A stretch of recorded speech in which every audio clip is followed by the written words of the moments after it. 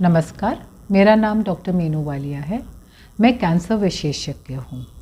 मैं medical oncologist हूँ, cancer की स्पेशलिस्ट हूँ और पिछले कई दशकों से 2 से 3 दशकों से मैं इसी फील्ड से जुड़ी हुई हूँ। कैंसर के मरीज़ों, कैंसर का डायग्नोसिस करना, कैंसर का ट्रीटमेंट करना, अर्ली ट्रीटमेंट हम कैसे कर सकते हैं और कैंसर के मरीज़ों में कैसे आप उसके बारे में जानकारी पहुँचा सकते हैं। आज हम चर्चा करेंगे ब्रेस्ट कैंसर के बारे में। ब्रेस्ट कैंसर आज दुनिया का नंबर 1 कैंसर है। पहले हम कहते थे कि ब्रेस्ट कैंसर दुनिया में नंबर 1 कैंसर दुनिया की महिलाओं में है।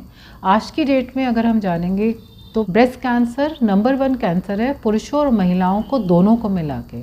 तो आप समझ सकते हैं कि जो कैंसर मेजरली, ज़्यादातर ब्रेस्ट कैंसर महिलाओं में होते हैं, जो कैंसर मेजरली फीमेल्स में होता है, महिलाओं में होता है, और वो जब दुनिया का नंबर 1 कैंसर बनता है ऑल ओवर, मतलब पुरुषों और महिलाओं को मिला के, तो आप सोच सकते हैं कि कितना ज़्यादा संख्या में ये ब्रेस्ट कैंसर के मरीज़ हो रहे हैं और कितनी ज़्यादा ज़रूरत है कि आज हर महिला को मालूम है कि ब्रेस्ट कैंसर के जो साइंस एंड सिम्टम्स हैं हम उसको कैसे जल्दी पहचान सकते हैं, जल्दी पकड़ सकते हैं और ब्रेस्ट कैंसर से कैसे हम बच सकते हैं। तो ब्रेस्ट कैंसर ज़्यादातर महिलाओं में गांठ के रूप में सबसे पहले आता है। गांठ क्या मतलब, हर गांठ जो स्तन में होती है या ब्रेस्ट में होती है वो कैंसर होती है? नहीं, बहुत सारी गांठें होती हैं जो शायद कैंसर की गांठें नहीं होती। ब्रेस्ट कैंसर का सबसे इम्पॉर्टेंट लक्षण है गांठ, है ना, ब्रेस्ट में लंप होना या गांठ होना।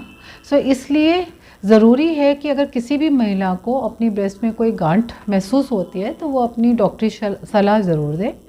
अगर ब्रेस्ट में गांठ होती है, घबराई नहीं, उसका मतलब नहीं है कि ये सारी गांठें कैंसर की होती है। बहुत सारी गांठें होती है जो कैंसर की नहीं भी होती है, बट फिर भी क्योंकि कैंसर भी गांठ से ही शुरुआत कई बार करता है, तो इसलिए ज़रूरी है कि अगर आपकी ब्रेस्ट में आपको किसी तरह की भी गांठ महसूस हो रही है तो आप अपने डॉक्टर को ज़रूर मिलिए, उसकी जांच ज़रूर कराइए। इसके अलावा ब्रेस्ट में किसी भी तरह का कोई चेंज होना, उसका जो चमड़ी में, स्किन में चेंज होना, स्किन में लाली आनी या स्किन में कोई अल्सर हो जाना, या फिर किसी साइड की ब्रेस्ट का साइज़ बढ़ रहा है, बड़ा हो रहा है, छोटा हो रहा है, कोई निपल डिस्चार्ज हो रहा है, कोई अल्सर बन रहा है, ये सारी चीज़ों का आप ध्यान रखिए। ये ब्रेस्ट कैंसर का अर्ली साइन एंड सिम्टम या एक शुरुआती लक्षण हो सकता है।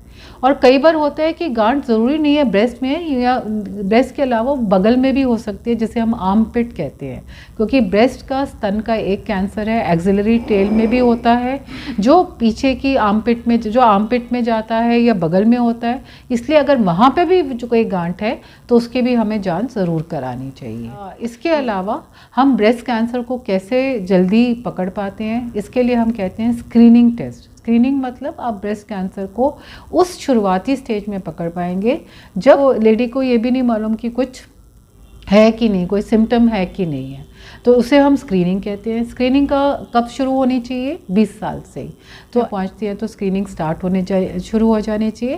तो हम कहते हैं 20 साल के बाद हर महिला को अपना ब्रेस्ट सेल्फ एग्जामिनेशन, यानी अपनी ब्रेस्ट को खुद ही अपनी जांच करें, उसको खुद हर महीने एक बार महसूस ज़रूर करें।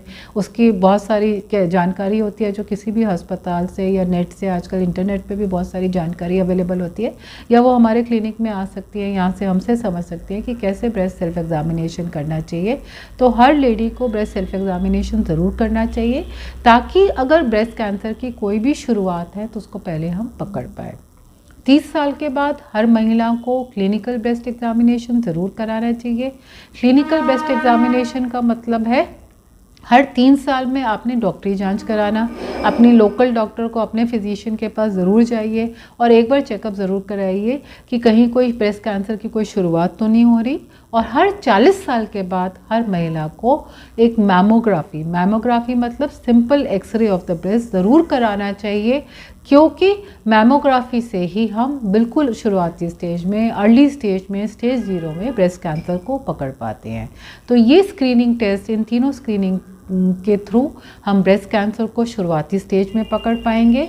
और कैंसर में तो सारा खेल ही स्टेज का है। जितनी ज़्यादा शुरुआती स्टेज में आप कैंसर को पकड़ते हो उतना ज़्यादा आपका चांस होता है बिल्कुल ठीक होने का, बिल्कुल कैंसर से निजात पाने का। भगवान ना करे अगर आज की डेट में किसी को कैंसर हो भी जाता है तो घबराइए मत।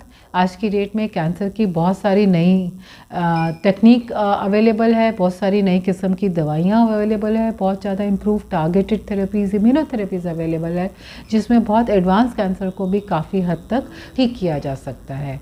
पर हमेशा जैसे कहा जाता है, prevention is better than cure. जानकारी में ही सावधानी है, और अगर आप जानकार हैं, आप हेल्थ के बारे में खुद ध्यान रखते हैं, और अगर हम किसी चीज़ को प्रिवेंट कर सकते हैं या अर्ली स्टेज में पकड़ सकते हैं, वही सबसे ज़्यादा इम्पॉर्टेंट चीज़ है। Thank you.